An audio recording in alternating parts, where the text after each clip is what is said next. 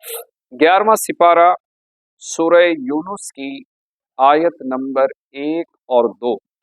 اللہ رب العزت کا فرمانے عالی شان ہے، الف لام را تلک آیات الکتاب الحکیم، یہ حکمت والی کتاب کی آیتیں ہیں۔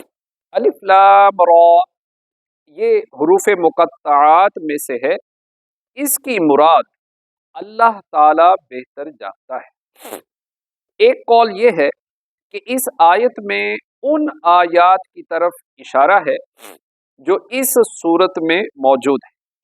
معنی یہ ہے کہ اے حبیب صلی اللہ تعالی علیہ وآلہ وسلم، یہ آیات قرآن ہی کی آیات ہیں جو آپ پر نازل کیا گیا۔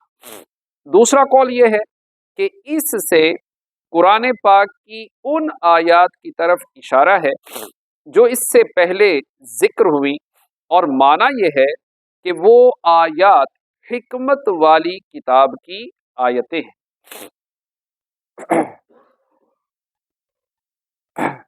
اکان للناس عجبا، کیا لوگوں کو اس کا اچنبھا ہوا، ان اوحینا الی رجل منہم، کہ ہم نے ان میں سے ایک مرد کو وحی بھیجی، انذر الناس، کہ لوگوں کو ڈر سناؤ، وبشر الذین آمنوا، اور ایمان والوں کو خوشخبری دو، ان لہم قدم صدق، کہ ان کے لیے سچ کا مقام ہے، عند ربہم، ان کے رب کے پاس۔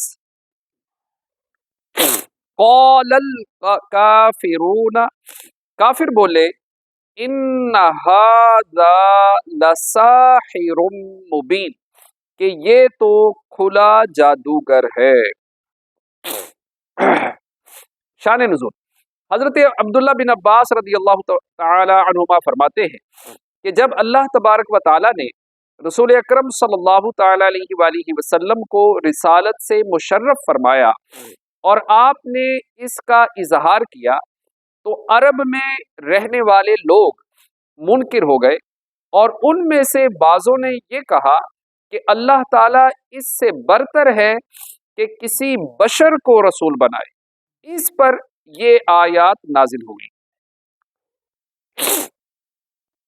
قدمہ سے اس کی جگہ یعنی مقام مراد ہے، اور مفسرین نے قدم صدقن کے معنی بیان فرمائے ہیں، بہترین مقام، جنت میں بلند مرتبہ، نیک اعمال کا اجر، اور نبی اکرم صلی اللہ تعالی علیہ وآلہ وسلم کی شفاعت۔